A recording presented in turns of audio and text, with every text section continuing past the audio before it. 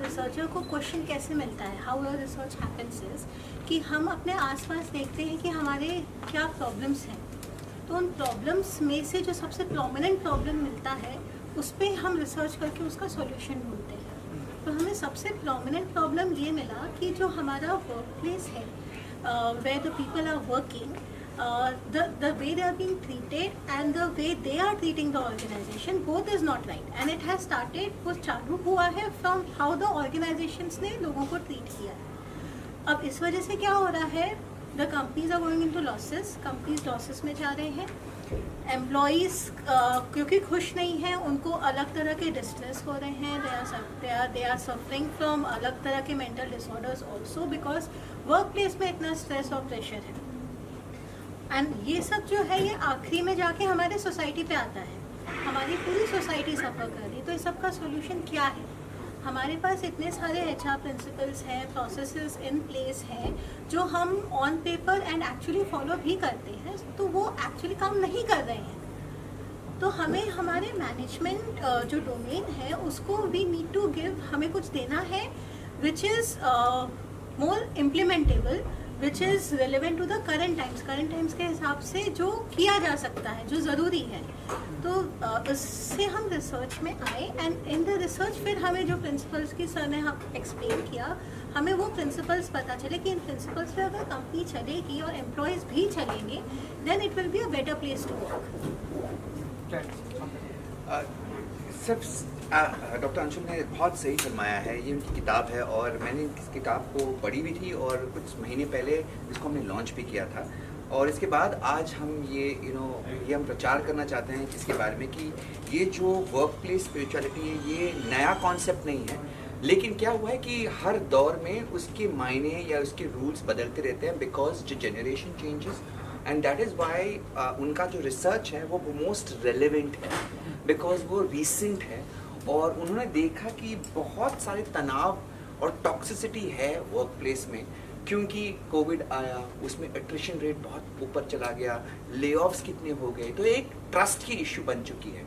आज एम्प्लॉय भी बोलता है कि यार मैं 2 साल कम करूँगा, निकल जाऊँगा। एवरीबडी इज बिकम वेरी मतलबी, so and it is okay in some levels, हम सेल्फिश होते ही हैं, बट कैसे हम एक दूसरे भी ऑर्गेनाइजेशन है जहाँ पे लोग काम कर रहे हैं लेकिन वो दिल से काम कर रहे हैं, तो कहीं ना कहीं वो उन्होंने कुछ सही चीज़ें करी है।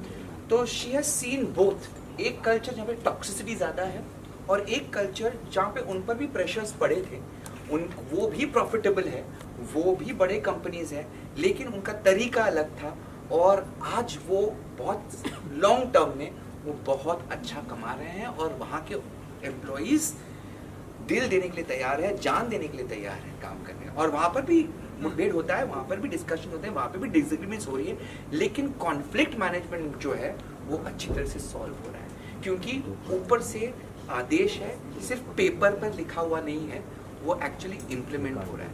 तो इस बुक में ऐसी चीज़ें हैं जो वो कहना चाह रही हैं कि मीनिंग टू लाइफ क्या है। जो आप काम पे जा रहे हैं, 10 घंटा दे रहे हैं, आपकी सबसे जब आप उठते हो आंखें खुली होती हैं, वो आपके पास 16 घंटा या 18 घंटा होंगे कि 8 घंटे आप सोते हो, तो आप डेड टू द वर्ल्ड हो। लेकिन जब आप उठ जाते हो तो वो 8 या 10 घंटा उसमें से आप काम को दे रहे हो, और ये सालों दर साल तक एटलीस्ट 30-40 ईयर्स तो आप काम करोगे, तो अगर वहाँ पर आपको खुशी नहीं मिल रही है, पर्पस नहीं मिल रहा है, और सिर्फ पैसा कमाने का जरिया है, दिस इज सैड. अगर आप बहुत गरीब हो, सो देन इट्स अंडरस्टैंडेबल कि आप वही काम करोगे जिसमें पैसा मिल रहा है. We are not talking about those people. एक लेवल ऑफ पीपल वो भी है जो जिनके पास काम है, ऑप्शंस है, but they want to find little bit more meaning in life. तो ये उन लोगों के लिए है. It's not for people who are on survival mode. तो मैं पहले ही बोल देता हूँ कि अरे आप इतना भाषण दे रहे हो स्पिरिचुअलिटी के बारे में, नहीं, आई मीन उन लोगों के लिए नहीं है, because that's very difficult life that they are living. It's really sad, and that is a different topic altogether. But there are a lot of people who feel कि अच्छा मेरे पास options है ना, how do I find meaning in life? Value systems क्या आपके और company के मिलते जुलते हैं कि नहीं? Third, interconnectedness, dependability, क्या आप दूसरों पर ट्रस्ट कर सकते हो? And how do you kind of make a team work together? तो ये ऐसी बहुत सारी चीज़ें किताब में भी हैं, और किस तरीके से उसको implement करना चाहिए from 3 levels. एक एम्प्लॉई भी, उसका भी एक कहीं ना कहीं उसका ईमान होना चाहिए, सिर्फ एम्प्लॉयर पर नहीं होना चाहिए. तो मेनी टाइम्स ये जो ईमान, जो प्रिंसिपल्स होते हैं, ये हमें घर में मिलते हैं अपने परिवार वालों से. And at the after a certain point it's the education system which is a colleges where you learn certain things, and then it's your work culture. So throughout your life you are getting certain value systems with your experiences. तो it's very important कि colleges पे, also at the workplace, and also government can implement this spirituality process, because this is the need of the hour. बिल्कुल. And lastly, जैसा कि film एक बहुत ही easy माध्यम होता है इन सारी बातों को लोगों तक पहुंचाने में, तो क्या फिल्म बननी चाहिए? एक फिल्म बनी थी मधुर भंडारी की, कॉर्पोरेट. हाँ, तो कॉर्पोरेट कल्चर कैसे चलता है, fire and hire and fire. तो वो भी दिखाता है the dark belly of in the corporate world. And also at the same time, there are certain organizations, ऐसी एक फिल्म बननी चाहिए जहाँ पे कई लोगों ने अपनी जान दे दी है. फॉर एग्जाम्पल, बेस्ट एग्जाम्पल, ताज पे टेररिस्ट अटैक हुए थे, करेक्ट, 26 जनवरी, और वहाँ पर एम्प्लॉयज़ ने गेस्ट को प्रोटेक्ट किया अपनी जान दांव पे लगाकर. ये क्यों करते हैं अगर उनको कोई लगाव ही नहीं है उस ऑर्गेनाइजेशन के साथ? Because I know I've worked in the hotel industry, I'm a hotel management student, I've done my inductions. So I can tell you that the Taj का जो टाटा ग्रुप का जो मेन जो ऊपर से आता है ना, they're very very employee motivated. They employees को बहुत, मतलब वहाँ पर भी झटके होते हैं, बहस होती है, पर उनका conflict management तगड़ा है. They're very pro employee. They will stand by the employee.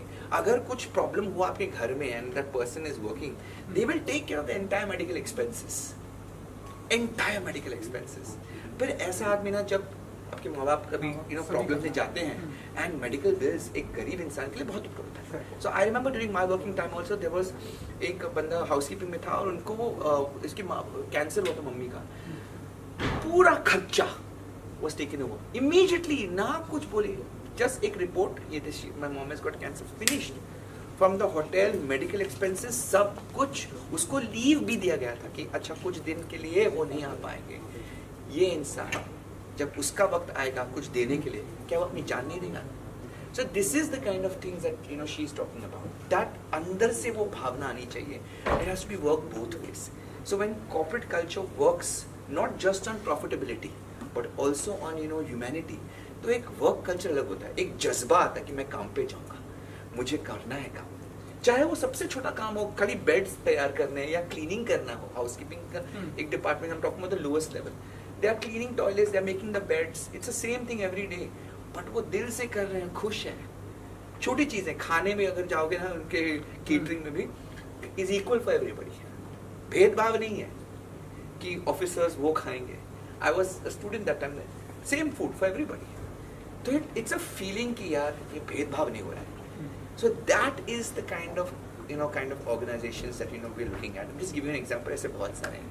So this is something that Dr. Anshul is trying to talk about. When we जब हम ये सब implement करते हैं और इंसान अपना full 100% दे रहा है काम पे, उससे क्या होता है कि the uniqueness, हर इंसान अलग अलग है. Now Harry is different, Sir is different, I am different, you are different. आपके जो qualities है वो 100% बाहर आते हैं. तो अगर if there are 100 people working, वो 100 के 100 अगर अपना 100% दे रहे हैं, तो कितना sustained competitive unique advantage organization को मिल रहा है जो दूसरे कंपनी के पास नहीं है, बिकॉज आप नहीं हो उस दूसरी कंपनी में। और अट्रेशन रेट्स काफ़ी हाई है, बहुत हाई है। अट्रेशन मतलब लोग छोड़ के जा रहे हैं या ले ऑफ्स हो रहे हैं। So how and you know what, company को ना आगे जैसे मेरे कंपनी में डांसर्स को ट्रेन करना जो कच्चे हैं और उसको पक्का बनाना, और फिर अगर वो छोड़ के जाते हैं तो दुख होता है। That is why when we are training them we also inculcate value systems कि एज अ वैल्यू सिस्टम मैं तुम्हारे लिए खड़ा रहूँगा। फिर वो कैसे, फिर उनको भी दिक्कत होती है कि यार सर खड़े रहते हैं हमारे दुख दर्द में, तो मैं भी खड़ा रहूँगा, मैं ऐसे छोड़ के नहीं जाऊँगा। बिकॉज इतनी ट्रेनिंग लेने के बाद बाहर तो उनको ऐसे ले लेंगे लोग। So lot of the dancers stood by me. फिर व्हेन इट केम, शक्ति हो, पुनीत हो, trained with me but they stood by me. And when they were time to say उड़ने का टाइम है, बोला जाओ उड़ो।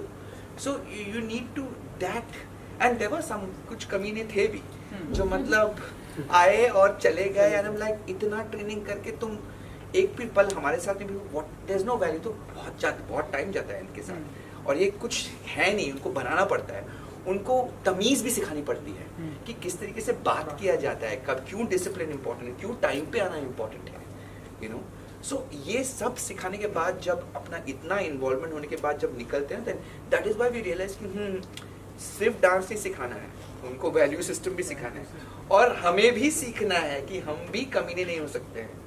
वी ऑल्सो कि बस हम सिर्फ मतलब यू नो निचोड़ेंगे और वी विल नॉट गिव, वैसा नहीं हो सकता। It has to be a two way street. So that is how it is. और सबसे बड़ा क्वेश्चन इसमें जो हमसे पूछा जाता है कि इसको मेजर कैसे करें, तो रिसर्च से भी already there are many scales, बहुत सारे स्केल्स ऑलरेडी हैं इसको मेजर करने के, और ये टोटली इसको मेजर करके प्रॉफिटेबिलिटी से लिंक किया जा सकता है, और ये किया गया हुआ है। सिर्फ ये है कि पता नहीं है कॉर्पोरेट्स में, ये सिर्फ कॉलेजेस में रिसर्च में है कि रह गया है। ये पिछले 20 साल से एग्जिस्ट करता है, ऐसा नहीं कि मैंने कुछ बहुत बड़ा नया निकाला है। इसको हम पॉपुलर करना चाहते हैं, want make sure it goes everywhere. सिर्फ some companies are following it, we want more companies to follow it, more companies to follow. ज़्यादा लोग खुश रहेंगे काम वर्क पे, जितने लोग खुश रहेंगे वर्क पे, एटलीस्ट जब वो काम घर पे आएंगे तो वो एक स्माइल लेके आएंगे, या they will be better with their spouses and their families. So that is the whole idea. A better culture of work will relate to a better, you know, lifestyle, better human beings, and then people will be generally happy. The happiness index will go up. And it is, ये सिर्फ लोग फायदे में नहीं होंगे, ये जितनी अगर हम काम करने की जगह पे जाके हम काम कर ही नहीं रहे हैं, हम सिर्फ ये करें कि आज का दिन काटें, तो एट दी एंड क्या हो रहा है, कंपनीज लॉसेस में जा रही है। सडनली उनको पता ही नहीं है कि सब तो काम कर रहे हैं, हम लॉसेस में कैसे हैं, कि यार तो फुलफिल हो रहे हैं, हम कैसे लॉस में आ गए। एवरीथिंग, हर चीज़ को हम लिख के नहीं कह सकते कि यही आपका काम है, यही है। इंसान जब बियॉन्ड जाता है ना, वो अलग बात है, तब वो कंपनी की प्रॉफिटेबिलिटी इंक्रीज होती है, और उसके chances of getting into sudden losses कम हो जाती है, क्योंकि कोई हेड्स अप देगा, कोई बताएगा कि ये चीज़ गलत हो रही है, वो थैंक यू।